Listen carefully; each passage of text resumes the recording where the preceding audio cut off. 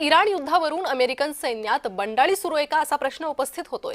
अमेरिकेच्या दहशतवाद विरोधी केंद्राच्या प्रमुखाचा राजीनामा। दहशतवाद विरोधी प्रमुख जो केंट यांनी राजीनामा दिलेला आहे। इराणकडून अमेरिकेला धोका नव्हता असं जो केंट यांनी म्हटलंय। युद्ध सुरू करण्यामागे इस्रायलचा दबाव कारणीभूत असल्याचंही केंट यांनी आरोप केलेला आहे। तर जो केंट यांचे आरोप काय त्यावर एक नजर टाकूया।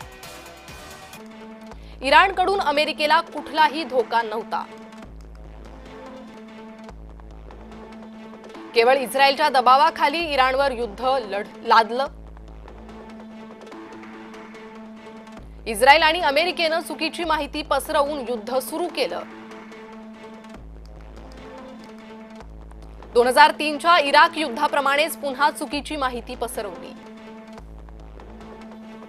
अमेरिका इस्रायलनं जनमत भडकवण्याचा प्रयत्न केला असे आरोप जो केंट करतायत।